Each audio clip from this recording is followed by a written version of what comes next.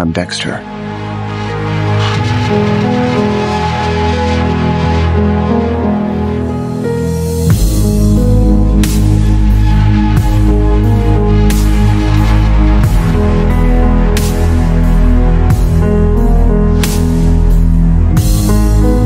Une fascination particulière a toujours existé autour des serial killers.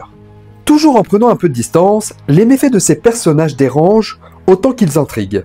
Sans forcément être friand d'histoires morbides, mais juste comprendre nos propres démons et savoir de quelle manière des individus lambda peuvent-ils être à l'origine d'autant de vies prises. Et la pop culture s'est souvent inspirée de ces véritables serial killers pour construire leurs antagonistes, seulement en gardant un petit peu de distance. Maintenant alors ce côté dérangeant qui permet aux spectateurs de ne pas forcément s'y identifier. Mais pourtant la pop culture va réussir à nous proposer un serial killer qui va réussir à conquérir le cœur de ses fans. Étant presque acclamé comme un héros, nous poussons alors à nous interroger sur notre propre subjectivité et la façon d'aborder concrètement les notions de bien et de mal. Aujourd'hui, on va s'intéresser au serial killer Dexter et essayer de comprendre pourquoi les gens sont tant attachés à lui, voire même créant une certaine idolâtrie. Pour un monstre soi-disant si ordonné, quel bordel je crée autour de moi.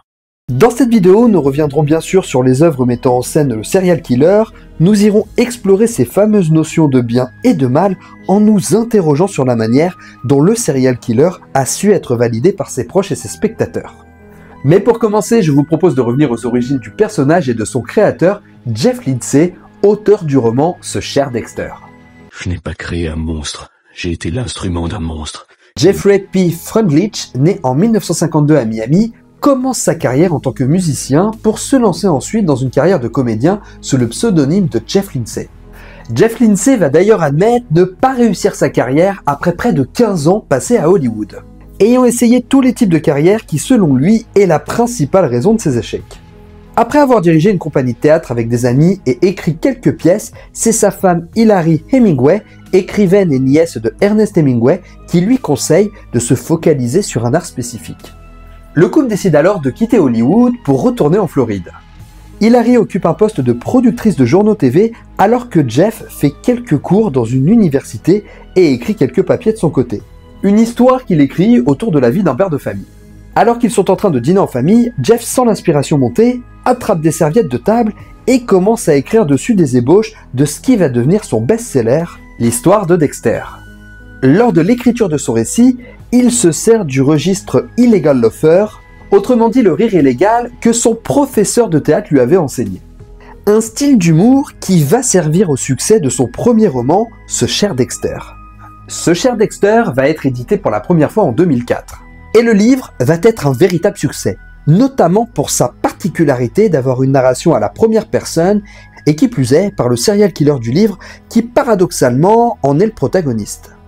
C'est 2 ans plus tard que James Manos Jr. décide d'adapter Ce cher Dexter en série TV, déclinant alors une première saison en 12 épisodes.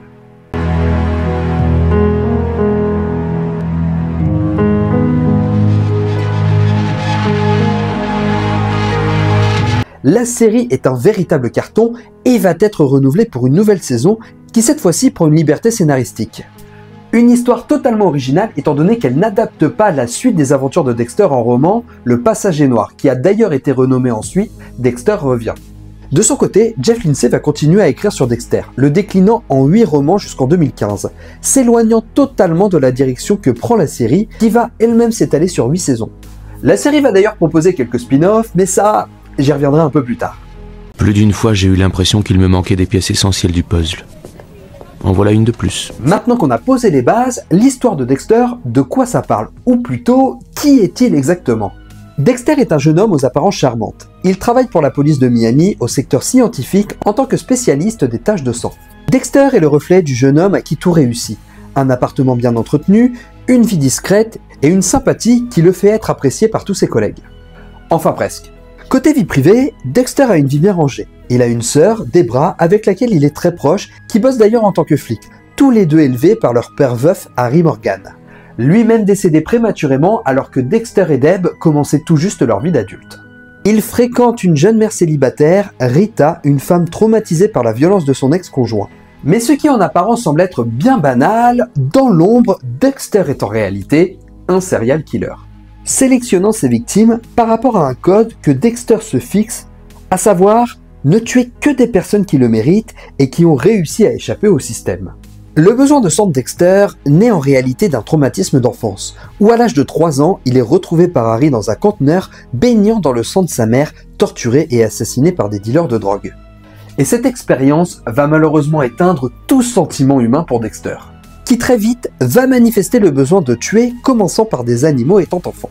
Son père adoptif Harry comprend la situation et décide de mettre en place le fameux code, comprenant qu'il ne pourra contenir les envies de meurtre de Dexter. Il lui enseigne ainsi comment enquêter pour prouver la culpabilité d'une victime, avec un schéma pour ne pouvoir laisser aucune trace de ses tueries, répondant à la première règle du code, ne pas se faire prendre. Mais surtout un point essentiel, ne jamais laisser paraître aux yeux du monde sa différence, devant feindre la moindre émotion auprès des autres, ainsi qu'un air sympathique et une vie classique. Dexter s'obligeant alors à faire comme s'il aimait sa sœur, ses collègues et Rita, qu'il a d'ailleurs choisi par rapport à ses traumas, ne lui demandant pas forcément un réel investissement émotionnel, en tout cas dans un premier temps. Donc vous voyez bien là que Dexter est finalement dépeint comme un véritable psychopathe, mais c'est là tout le paradoxe de ce personnage, car la série arrive à en faire un véritable protagoniste.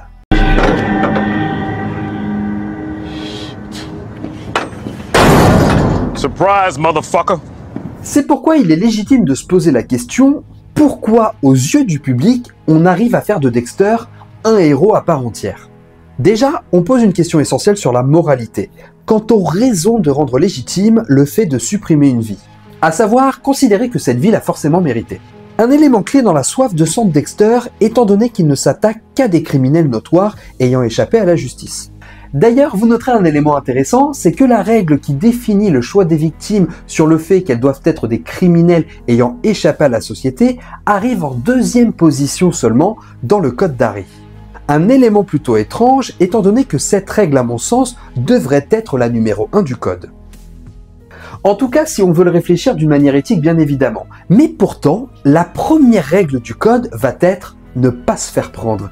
Et là, ça va prendre une importance capitale pour ce que je veux vous expliquer. On comprend bien que dès le début, le code de Dexter n'est pas seulement créé pour préserver ses pulsions, mais d'abord et avant tout pour le protéger lui. Si l'on considère bien sûr que c'est Harry qui a pris la décision de mettre cette règle en première position, dans la mesure où le Dr Vogel l'aide à écrire le code. Sachant que le code de Dexter sélectionne vraiment de gros criminels tels que les meurtriers, les violeurs et évidemment que des personnes en pleine possession de leurs moyens. Et là on ouvre le débat, car si l'on considère que ces personnes méritent de mourir, on peut alors estimer que Dexter est un véritable héros. Je suis un père, un fils et un tueur en série. Et du coup, notre moralité ouvre ses frontières en se disant que la ville de Miami se porte mieux si les plus dangereux criminels reposent 6 pieds sous terre. Mais notre moralité pourrait également nous pousser à estimer que ces hommes ne méritent pas de mourir, mais doivent être jugés par un tribunal. Et à ce moment-là, Dexter n'a aucun droit sur leur vie. Par conséquent, ces hommes ne peuvent être exécutés arbitrairement, et on ne peut donc pas cautionner les agissements de Dexter. Mais l'aspect forcément qui vient troubler le spectateur, c'est que à côté de ça, le personnage devient plutôt attachant. Soulevant l'empathie du spectateur, nous permettant alors de nous mettre à sa place et donc cautionner beaucoup plus facilement ses exigences. Bon, je vous rassure, je m'explique. Quand on nous présente Dexter, on nous raconte ce qu'il a fait basculer. Et nous assistons donc à la naissance de son passager noir, oui, c'est comme ça qu'il appelle sa pulsion meurtrière. Nous savons donc que Dexter a vécu à l'âge de 3 ans le meurtre de sa mère qui va le transformer pour le reste de sa vie. Et en tant que spectateur, qui pourrait rester insensible face à ce petit garçon pataugeant dans le sang de sa mère tué sous ses yeux? On ne peut que ressentir de l'empathie pour ce jeune garçon qui nous apporte alors une espèce de sentiment affectif pour le personnage.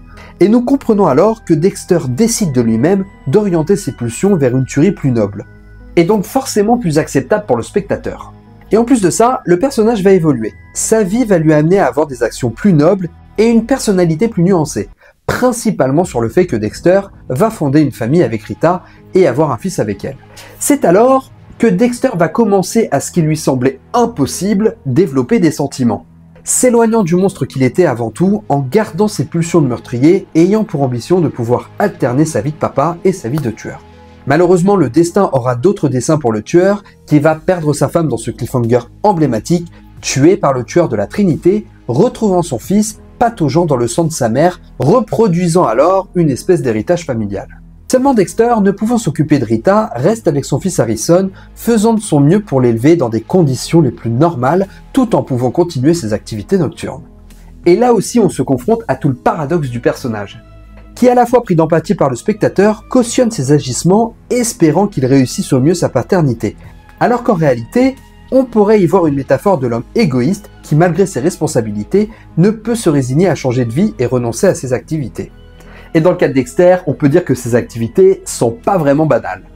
Mais là encore, le personnage rentre dans un cautionnement qui va d'ailleurs déborder sur sa propre sœur dans la série, et va illustrer parfaitement le choc de valeurs sur lequel nous, spectateurs, devons nous interroger. Et je pense qu'il est important de contextualiser le fait que Debra, sa sœur, est un flic d'une intégrité sans précédent. N'hésitant pas d'ailleurs à pousser le mentor de son père à la retraite lorsqu'elle découvre une vérité malaisante à son égard. Mais c'est là où la confrontation de valeurs va être périlleuse, étant donné que pour Deb, ce qui est le plus important, c'est la famille, et donc Dexter. Donc lorsqu'elle découvre le véritable visage de son frère, Deb se voit dans l'obligation de renoncer à une de ces deux valeurs, soit l'intégrité, soit la loyauté. Choix qu'elle va d'ailleurs devoir faire au prix de la vie de Lagertha, qu'elle décide d'exécuter arbitrairement pour sauver Dexter. C'est d'ailleurs à mon sens un des aspects les plus importants de la série, dans la mesure où l'on commence doucement à désamorcer l'empathie du spectateur autour de Dexter, laissant presque sa sœur se détruire à petit feu, ne supportant pas d'avoir renoncé à son intégrité. Elle va d'ailleurs décider de démissionner de la police, estimant ne plus mériter sa plaque, et de tout faire pour que Hannah, le nouvel amour de Dexter, puisse être incarcérée. Un élément qui va d'ailleurs démontrer l'évolution de Dexter quant aux émotions qu'il peut maintenant ressentir. Étant donné qu'il préfère faire enfermer Hannah pour protéger Debra, celle-ci voulant la tuer, sachant qu'elle cherchait à la faire tomber. Mais à côté de Debra, Dexter va également se retrouver sur cette confrontation de valeurs et va également devoir faire des choix. Confronté à son évolution personnelle, les nouvelles valeurs qu'il a acquises, mais qui sont définitivement incompatibles avec sa vie de père de famille. C'est d'ailleurs peut-être un des éléments clés qui a fait que la plupart des spectateurs ont été déçus de la fin de la série. J'ai détruit les personnes que j'aimais. Je ne peux pas réserver le même sort à Hannah et à Harrison. Je dois les protéger de moi. Car finalement, la morale contextuellement du personnage ne se positionne pas pour trancher finalement sur ce qui est moralement juste. On aurait pu se dire que Dexter paye pour ses crimes étant donné que les circonstances lui font tout perdre. Sa sœur, son fils et son nouvel amour à qui il confie la garde d'Harrison.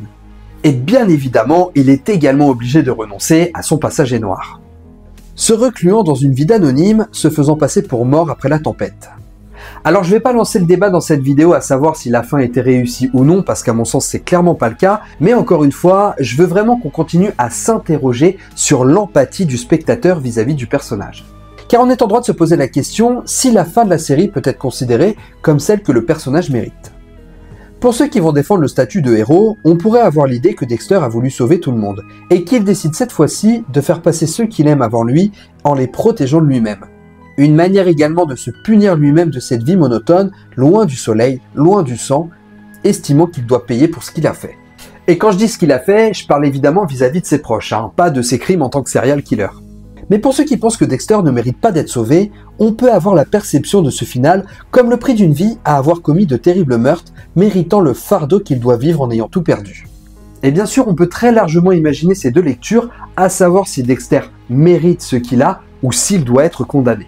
Car pour l'instant, on a réussi à expliquer pourquoi le spectateur peut ressentir de l'empathie autour du personnage.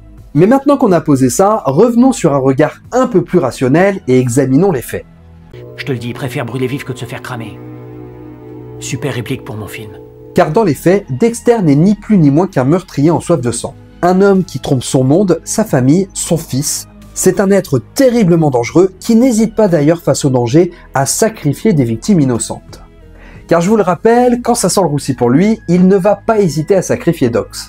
Même s'il ne peut pas le tuer, celui-ci ne correspondant pas à son code, il profite tout de même de son exécution par Lila pour discréditer le policier, le faisant passer pour le boucher de Bay Harbor et n'ayant aucun scrupule à ce que son nom soit totalement sali.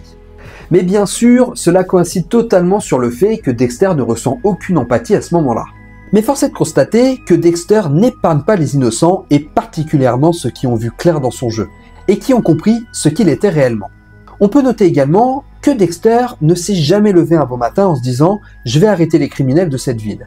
Dexter a toujours eu besoin de tuer, de répondre à ses pulsions, même s'il vise des criminels pour respecter le code de son père. Vous noterez également que toutes les personnes qui ont été témoins de son passager noir ont à un moment donné perdu la tête. Dexter a souvent eu besoin de ne pas se sentir seul. Il apprend son code à Miguel qui va pervertir la déontologie de celui-ci. Il enseigne également son code à Lumen qui, une fois vengé de ses bourreaux, va préférer s'éloigner de Dexter ayant réussi à apaiser son propre passager noir. Et on le voit également dans le revival Dexter New Blood, où suite aux événements de la série, Dexter se retrouve à devoir reprendre les tueries. Son fils Harrison ayant lui-même de la noirceur en lui, mais va comprendre en voyant son père à l'action que celui-ci est un véritable monstre. Dexter, conscient de ce qu'il est et de ce qu'il sera toujours, prêt à être exécuté pour ne plus être le monstre qu'il a vu dans les yeux de son fils. Donc si l'on retranscrit exactement ce que représente Dexter malgré son évolution dans la série, il ne vaut pas mieux que les tueurs qu'il décide lui-même de tuer et finalement, il correspond parfaitement à son propre code. Mais il faut admettre une chose, les serial killers ont déjà été mis en avant à plusieurs reprises dans la pop culture. Et ces personnages ont toujours fasciné sans que les spectateurs s'adonnent à un investissement émotionnel autour du personnage. Mais si Dexter arrive à sortir de ce schéma, c'est tout simplement parce qu'il nous oblige à confronter nos propres valeurs. Voyant d'un côté les bienfaits de son action en réduisant le nombre de criminels et le bon père de famille qu'il sait être avec son fils. Mais d'un autre côté, étant témoin de ce regard satisfait lorsqu'il exécute quelqu'un, et la manière dont il a pu se trouver injuste avec les autres en faisant accuser Dox ou en obligeant Debra à tuer Lagertha, celle-ci résignée à ne pas arrêter son frère définitivement. Même si on le voit bien, Dexter essaye tout de même de la sauver, lui demandant d'être exécuté directement. Au moment où je vous fais la vidéo, Dexter Origins est en train de faire son apparition, et Dexter Résurrection est seulement en production. Mais l'existence de ces nouvelles séries prouve bien l'engouement du spectateur autour du personnage qui fait que Dexter aura toujours en tant que serial killer un traitement unique et un regard presque admiratif pour le public. Le public catégorisant alors le personnage comme du côté du bien. Et comme disait Jeff Lindsay, si tu veux faire le mal, fais le bien. Mission accomplie. Et c'est là-dessus que nous terminons cette vidéo. Merci beaucoup de l'avoir suivi jusqu'au bout. J'espère qu'elle vous aura plu. N'hésitez pas à liker, partager, commenter. C'est ce qui aide le plus la chaîne. Vous pouvez également devenir membre soutien et avoir accès du contenu en avant-première. En attendant, pensez à vous abonner pour ne pas rater les prochaines vidéos. Moi, je vous laisse. Ciao les amis.